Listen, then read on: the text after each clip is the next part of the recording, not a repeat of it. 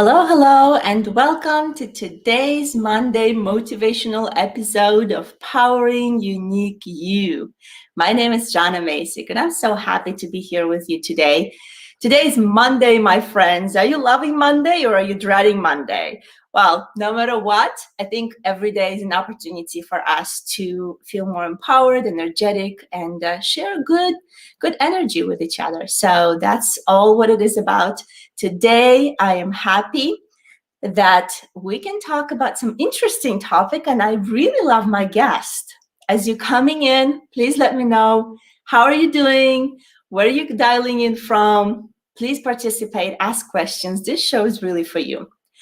So, the guest that I have today is a very, very interesting lady. And we just chatted before going live, and I would say we have so much in common, a lot of common passions. Her career is phenomenal. She's been in the corporate world for over 20 plus years, that she grew from the very entry position into an executive role.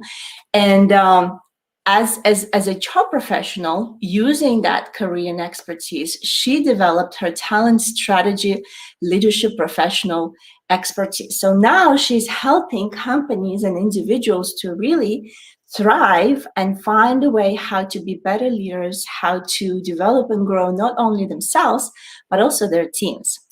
What I love about her is because she had experience globally. She worked and led international teams across Greater China, Mexico, UK, the US, expanded into new markets, managed franchise retailers, and developed key strategic partnership, all while exceeding business objectives and financial results.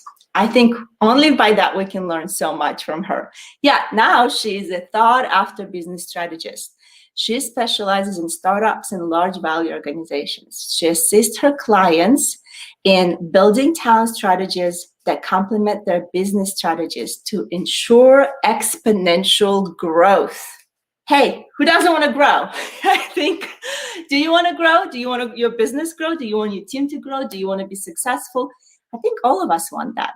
So without further ado, I'm so happy to bring in here Jan Thornton. Hi, Jan. Hi, happy Monday. Happy Monday. So thrilled to have you here today. This is fantastic. We already have some guests joining in today. Janet, my friend, saying hello. Happy Monday, Janet. Henry, my dear friend, saying hello, Jan, from France here. So good to see you. We have an usually international crowd gathering together to celebrate some good energy on Monday.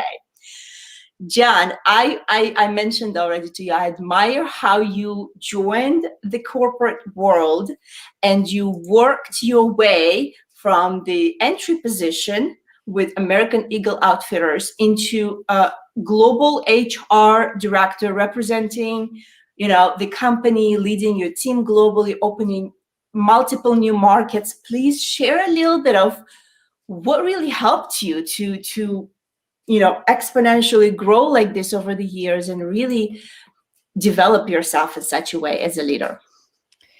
So I think, we're often told do what we love, and that's what I've always done. And as crazy as it sounds, I wanted to work in the mall when I was young. I loved to shop, I loved fashion, and I honestly just wanted to work in the mall and dreams come true. And so I started working in the mall and I adored it. I had so much fun meeting customers and the fashion and all of that stuff that comes with it. And of course, that was a few years ago. Brick and mortar retail looked a lot different than it does today. But what I didn't realize early on that I was getting was experience of running multi-million-dollar businesses.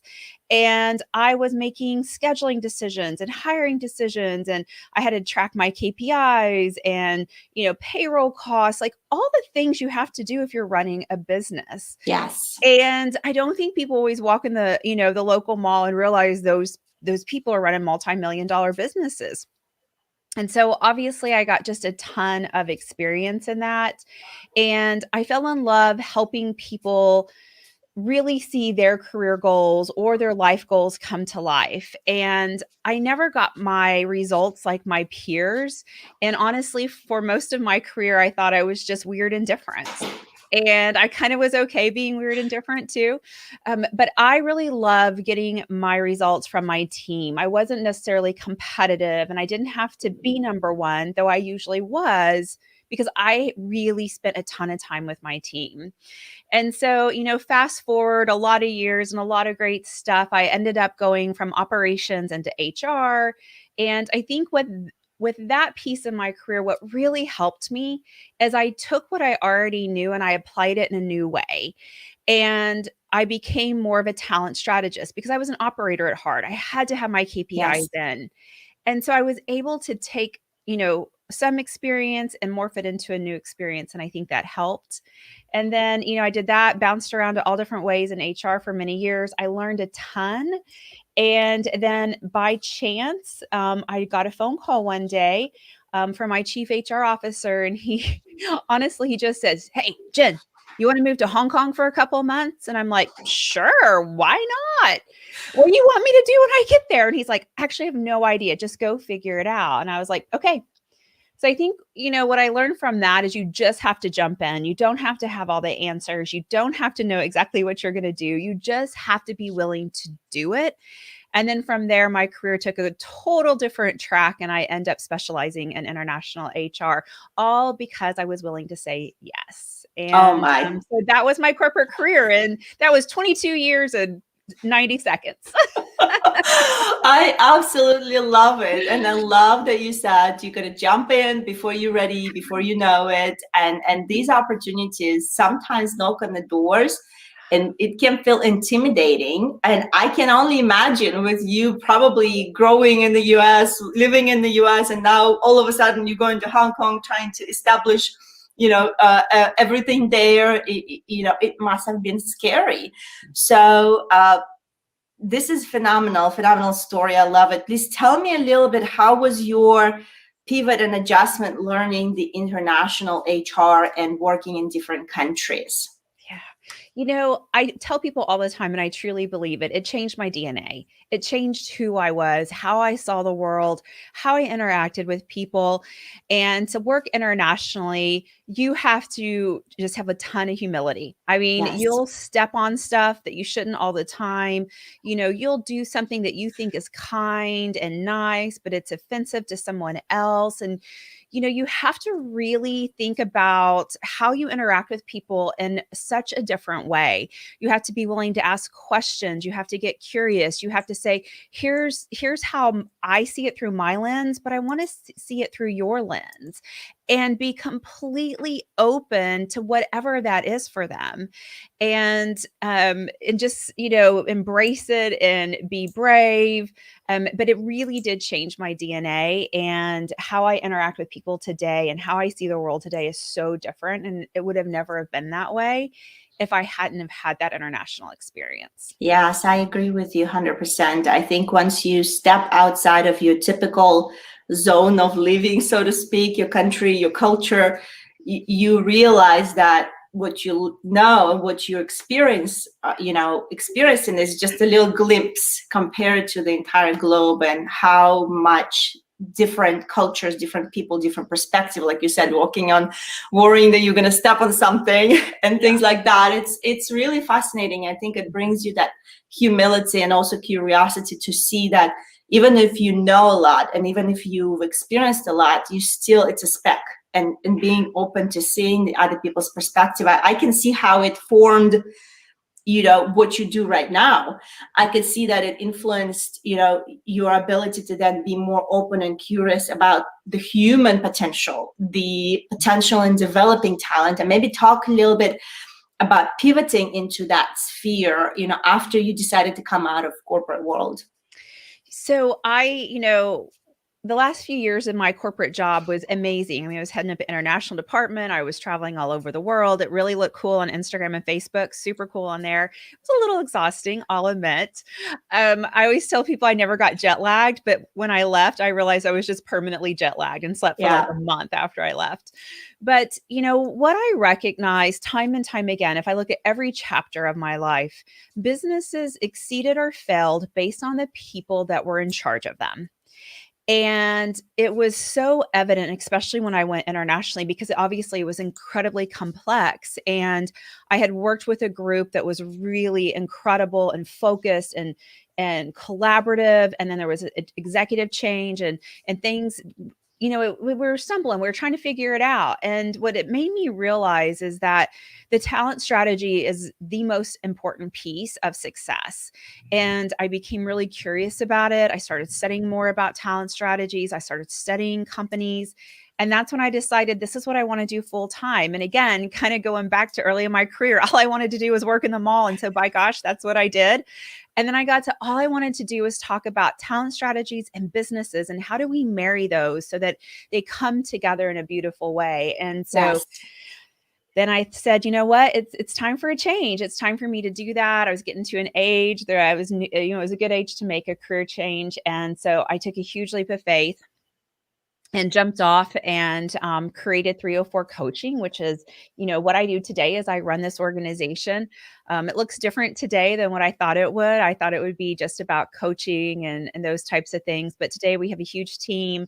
We're doing talent strategies for all kinds of different organizations and leadership development and coaching and just all types of different things, really helping organizations create productive and healthy work environments. And, it's again, I get to wake up every day and do what I love. And be excited about it. That's a Woo, I dream. That's a know, right? dream. I think, It yes, I think is. it's important. Again, it sounds like you has this capacity and fear, I would say fearless courage to say, oh, that's interesting. Oh, that excites me. I'm ready to jump. I don't really know what I'm going to do. I'm not really quite there yet to figure it out, but I'm going to jump and I'm going to dive into it and work through that. It's really admirable.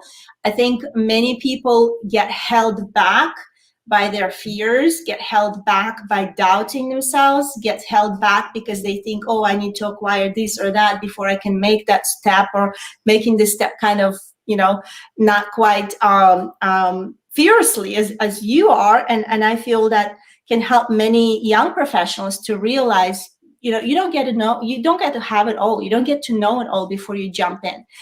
Have courage to jump in, have courage to know that you have the ability to figure things out and that you can change the trajectory of your career, your life, your professional growth by just having that desire to do what you love and be unapologetic about it. I really admire that, Jen. Today's topic is really interesting. It's about 7 deadly sins of leadership. And no one is talking about them. And how can we find out how to avoid them, I guess, or not to step into them by conversational intelligence? So tell us a little bit about that, and then how do we get to know more about those 7 deadly sins? So as I went through my kind of exploratory piece of creating talent strategies, one of the things I stumbled upon is conversation intelligence, which is an incredible concept created by Judith Glacier. She spent over 40 years studying the neuroscience of the brain and the workplace, and how did that impact results. And I started studying underneath her, and I was like, if I'd only known all of this, who knows what I could have done with my life, right? And it was one of those big moments where I was like, this changes everything for me. And when I work with clients, I pray it changes everything for them. And so when you think about our brain, a lot of the leadership best practices that we've been given were actually created during the Industrial Revolution, Yes. up until like the 80s or maybe early 90s. And we're still reading those books today. And it's not that they're bad, but that's not the world today. It's outdated. It's very outdated. Fast change. Yeah, and they were created before we understood how the brain's chemicals Mm-hmm. impacted fear. You talked about how fear holds people back. Yes. There's a chemical reaction. Fear is just a chemical reaction, but it still creates emotions and thoughts in our brain. And the other thing, which kind of leads into the seven deadly sins that we now know, is we can actually get addicted to being right. Mm. And when we're right, let's all get honest with each other. It feels good. We get a little dopamine hit and we're like, I was right. We may not do the I'm the right dance or I told you so dance, but in our head, Mentally, we're yeah, doing right? it. Yep. Yeah. But in our head, we're getting that dopamine hit. And that's the same kind of hit you would get if you're addicted to shopping or sugar or a substance. Like it is the same chemical. And as we know, the more you enjoy it, the more it happens, the more you need it and the more Yeah. intense it gets. And I think a lot of us know someone that we knew early in our career and they were collaborative and open minded and incredible, which is why they started rising quickly in their career. And then 10, 20 years later, you don't even recognize them anymore. They're angry. They're, my way or the highway. And I don't want to hear it. I told you how to do it. And the reason why is they start to get really addicted to that dopamine hit of being right. Therefore, Mm-hmm. everyone around them has to be wrong or Mm-hmm. agree with them. And that is incredibly dangerous for our work environments. And really, when you have executives on your team that may be addicted to being right, honestly, your business will never, ever see its full potential because if you're not willing to learn and talk to your team and hear the honesty and truth telling for your Yes. team, you're not going anywhere fast. Yes. And in fact, I agree with you. I could look at a couple examples, and I could see that the leadership and executive team would then create the culture, and that culture that is real can be different from what is on paper in HR. So, It but normally is, yes. it creates the culture that then either diminish the team, disperse the team, and actually create the, either somebody really needs a job and going to struggle to stay in that environment, or people just going to run away, or on the opposite side, it can flourish and people be attracted to that. And they say, yes, I love what I do. Yes, I need a paycheck.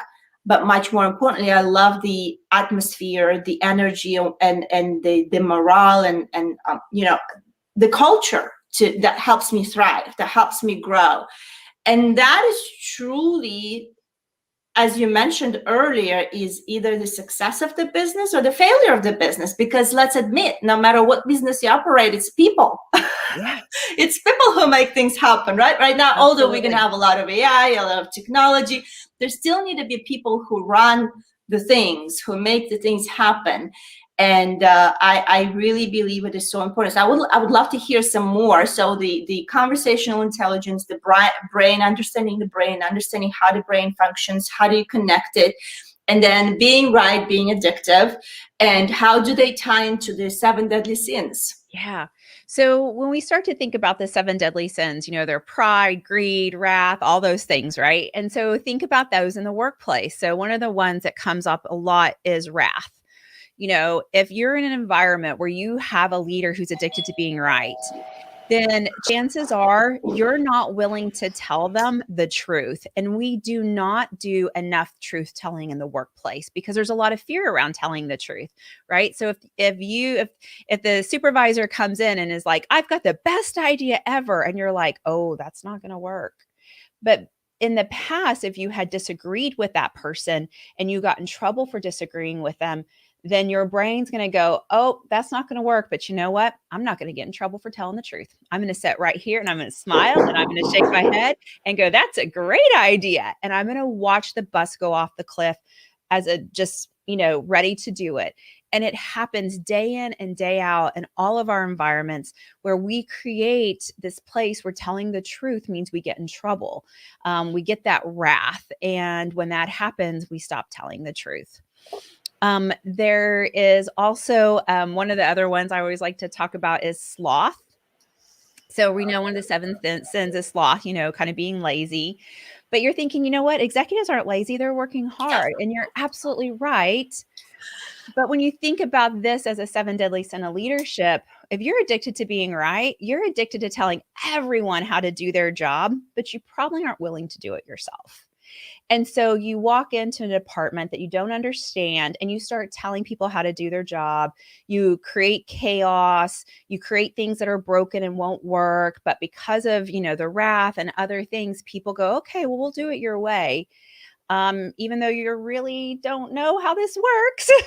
And then chaos ensues. And so sloth is one that happens so much. People are, when they're addicted to being right, they're also addicted to telling others how to do their jobs, even when they don't know how to do it. This is so true. So wrath is really powerful. I think it can intimidate anybody. And yes, I agree. When people don't feel safe, they don't feel welcome, they just gonna close it, and they're like, well, I'm just gonna be there or sit there and observe, and don't really, get engaged as much. So that's where your engagement plugs in down, and then you'll have even the people who were on the game, they start sliding down, and they start like, well, I'm just kind of be around, but not really be there fully. And then the sloth, I agree, telling everybody how to do their job and not really being enthusiastic about your own job, that is really dangerous. So maybe you could list those 7. Mm-hmm. So I'm interested to hear those, and whoever's watching, maybe you could type them in the chat. So where do we start with those 7? Sloth, wrath, what else? There's pride. And so pride is when we love our ideas so much that we can't listen to everyone else's ideas. So, right, we're so prideful in our own. And, oftentimes in my team, I'll say, hey, I have this great idea. But if I didn't have this idea, what idea would you bring to the table? Mm-hmm. Because I have to open up that conversation to let those ideas show up. Yes, I agree. Because then your idea, you think is the smartest, you think is the best, but you may overlook someone who can bring you such an idea that can completely shuts down what you were thinking about and fix, maybe a bigger major problem that you even focused on. That's awesome. Yeah. And then oftentimes greed, which is one of the other 7 deadly sins, starts to show up. And so with greed, it's a lot of times because there's also lust. So lust and greed kind of start to come together, right? So the executive who might be addicted to being right, they want to be lusted after. I mean, that's kind of the 7 deadly sins is usually lust towards others, but they like to be lusted after. They like to be the person who looks like they've made it. They like to be the person people envy. But to do that, oftentimes they get a lot of greed around money. Yeah. And the other thing that shows up when they're addicted to their own ideas and thoughts, and they have some issues with greed, when there's a financial bump in the road, they don't claim it, though they may have driven it over that bump, right? They may have said, do this, and I don't care if you don't think it's right, but they also aren't willing to take credit, because if you took credit for failure, then you weren't right. And again, it takes away the drug of choice. And so greed and lust start to kind of come in there too. Mm-hmm. These are good. Yeah. Good things to know, good things to be self-aware, I think, right? It's the other thing of it, I believe it's easy to see, especially negative things in other people. It's like, right? Look at him. Oh, look at them. He got lust. He got wrath. He got, sloth. And it is humbling. Yeah. And it requires a lot of strength and courage to open up and see what's inside of you, and be, admitting to yourself first, and then realizing that, you may not see it, but others see it. You may not pretend that it's not there, but it's there. And that takes a lot of, I feel, self-awareness and work where you come in to really help realize that you can be on your own drug that you've created by feeling, self-righteous, by feeling and making yourself always right. And then, falling into those sins. But then on the positive side, once you get the self-awareness, once you realize that, you don't have to stay there. You don't have to repeat the same type of behavior, the same type of thinking. You can pull yourself out of it and say, I'm going to make a change. I'm going to pivot. I'm going to, do better. And how can I grow better and develop better to avoid falling into those sins? Yeah. And you have to think about it as a true addiction. if we're addicted to something, we'll never change until the pain of not changing is so big that it's easier Mm-hmm. to go through the pain of change than to stay where you're at. And too often that's when I get the phone call, right? That the pain is so bad that they're like, okay, we have that something's got to break. And I get those phone calls from executives and they're like, my team this and my team that, and blah, blah, I mean, all this stuff. And my first question is always the same. What about your leadership made all that possible for them? Oh, me? No, it's them. And I'm like, well, let me swap the entire team and start it afresh. Well, guess what? In a year or so, you're going to end with the same results. So, yes, it's hard to so look in the much mirror sometimes. money. So often we're quick to say goodbye to someone we've chosen to be on our team, or we didn't think about what is the actual job so that we could hire the right person to do that job. And we throw money out of the window and bucket loads through turnover, but yet we're not willing to spend money on the maintenance, the leadership, the honesty, and so people are spending so much money on the backside, in today's world, Sherm always says 1.5 times a person's salary is a cost of turnover, but they're really looking at twice. Yes. And in some tech positions, you're looking at 3 times that person's salary because of the intellectual knowledge they take with them. And so if you have someone on board that is making $100,000 a year, if you lose them, that's a $300,000 hit to your company in a myriad of ways.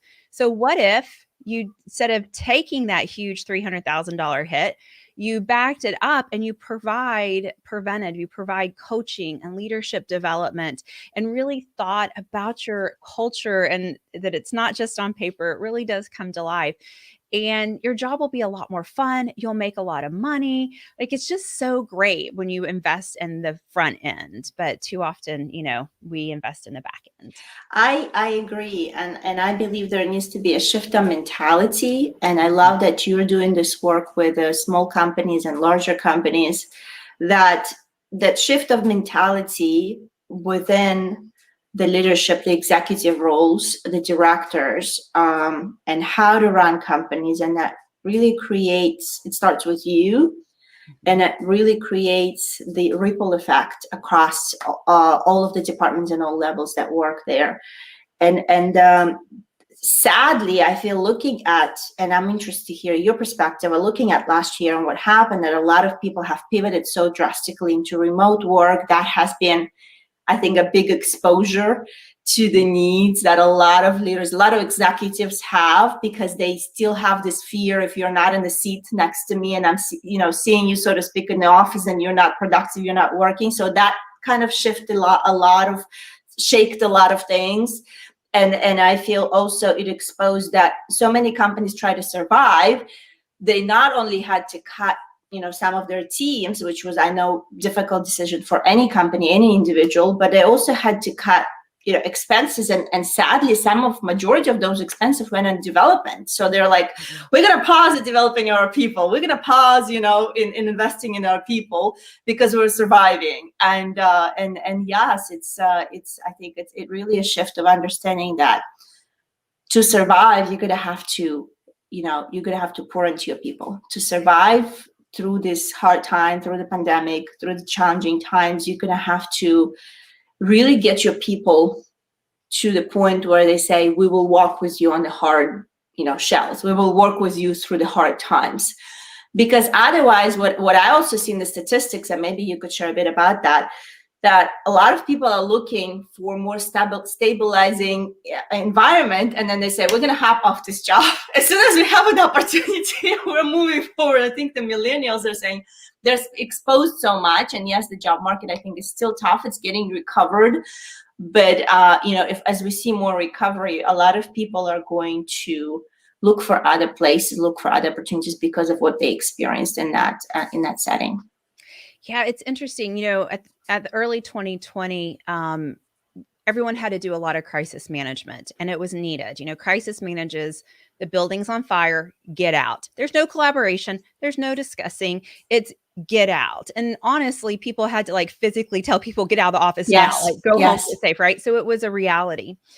But what happened, I think, and what I see so often when companies go through a crisis, and a lot of companies obviously did last year, I mean, I don't think anyone didn't in some way, we get in that habit of crisis management, and that becomes highly directive. And when we're highly directive, we're again not opening up for truth telling in the workplace. We're not opening up for collaboration.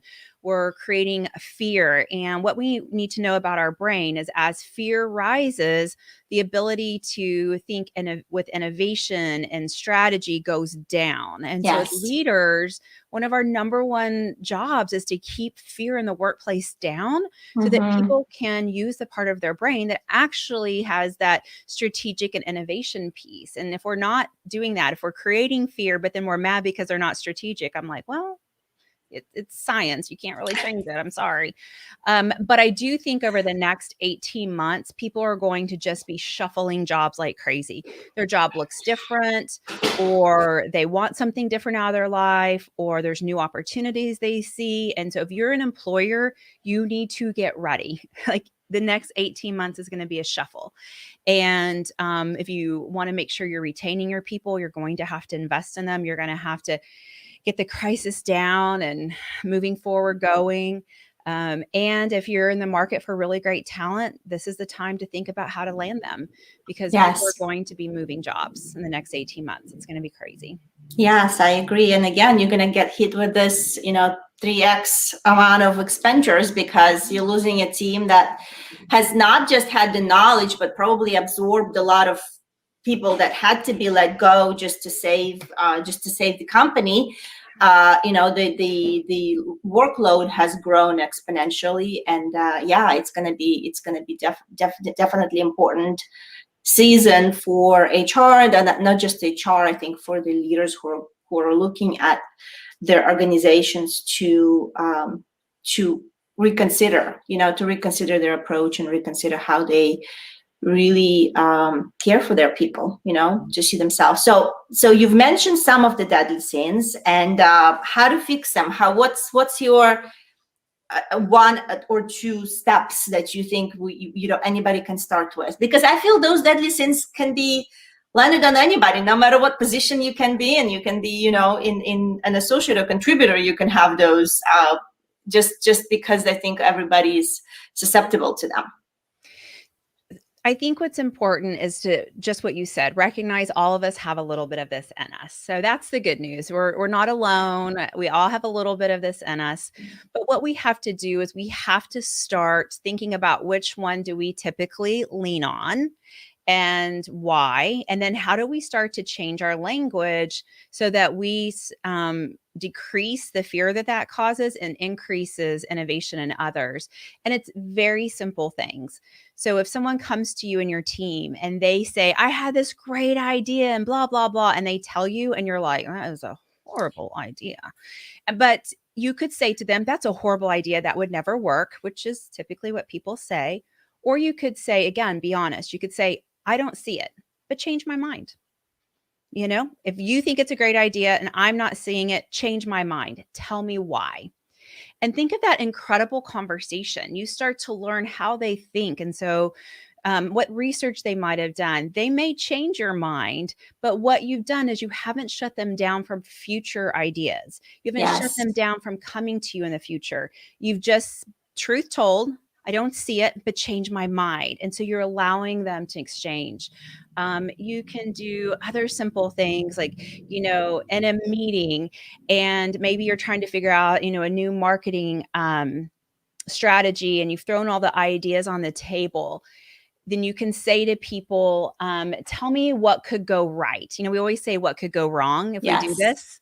I always say, let's say what could go right. Because if we keep thinking about what could go right, we're, again, decreasing the fear chemicals. We're opening up our innovation. And then we can think bigger. And then we say, all right, what do we have to do to get there? The work is the same. What could go wrong? Let's make sure it doesn't. Or what could go right? Let's make sure it does. But how our brains interpret those and respond to those chemicals are completely different. Work is the same. This is so good. But use language that allows people to be innovative and strategic, and that changes the world. I agree. Oh, this is so good. You've dropped like bomb in there. Two bombs, simple, but Yeah, they're simple. explosive because when you stay open and you allow others to express their thoughts, and there is that relationship and connection and safety grows exponentially. And then rather than focusing on what's wrong, because that's the first thing that our mind would get attracted and attached to, and then what goes wrong usually grows, because what you focus on grows. You shift that perspective and start focusing on what can go right. This is simple, but it is such a powerful switch where you focus your brain and then you help others to focus their brain on what can we create together, what can we work out together. And that eliminates that fear, that brings you to the higher brain function of yours, and give you that thinking, creativity, that brilliance that you can bring to the table, and you can drive your team to do the same together in a collaborative environment. This is awesome. Fantastic. And I know that we've dropped, I think before we started this, I've dropped the 7 Deadly Sins PDF. You can download it from Jen's site. Thank you so much, Jen, for being so generous with that. And also, I know you're doing a workshop that people can sign up, and I'll drop the link as soon as we finish the conversation. So tell us a little bit about that workshop and what is the benefit. I know it's a free resource that you're providing, and why people would be interested to sign up for that. Every year we offer a free leadership workshop series, and we actually started it during COVID, very early on. Like, how can I help? I can't do anything medical, but I can do leadership, right? And so we started offering a free workshop once a year. And this year it's all focused around the reduction of fear and the increase of innovation. And so we have 3 free workshops. Our third one is actually this Wednesday, but if you sign up today, you'll get the link to do the live workshop with me. You'll get a 40-page workbook, and you'll get the replays for the ones we've already done, so you can catch up. But if you really want to start thinking about, how do you keep a growth mindset?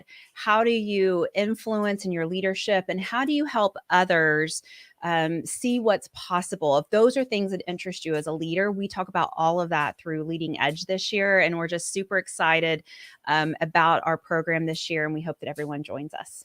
That is fantastic. So I'll drop the link as soon as we are out of the air. And I'm loving this. I'm loving the resources. I'm loving the advice and the simple tips that anybody could use to switch the conversation into a positive realm. Jan, thank you so much for the great insights you've shared today. Any other takeaways before we close today?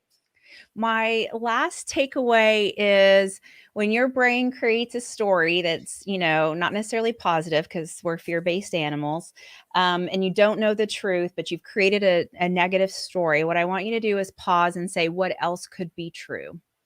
And what else could be true is your boss didn't respond right away, not because they're mad, but because they're busy or have had a bad day. What else could be true is that your vendor is, trying to figure something out, and they're going to call you the next moment. But just really always stopping when you've created a negative. If you don't know the truth, at least make up a story that's purposeful, right? And ask yourself what else is true. And that will help you move through and move out of emotional decisions and out of emotional relationships. I love this, Jan. Thank you so much again for coming today. It's been a pleasure having conversation with you. And yes, it's been great. Thanks for having me. It was a ton of fun, and I look forward to connecting with those I'm not connected with here on LinkedIn. Reach out to Jen and connect with her on LinkedIn for sure. And I'll see you again. All right. Thanks. Have a great day. Wow. This was phenomenal. So many good nuggets. I recommend connect with Jen for sure. Download her PDF to learn more about 7 Deadly Sins and how you can avoid them. And also check out and register for her workshop. It's free, and spread the word if you want to share with your team or share with someone that you know that can benefit from it. I'm going to look into that myself. I think this is a phenomenal resource. And my friend, keep powering unique you. Know that you're in charge. You got it. And move yourself toward your dreams. Move yourself to be happy, more energetic, and fulfilled every day in what you do and in your personal life. I am so blessed to be here with you, and I will see you again next time.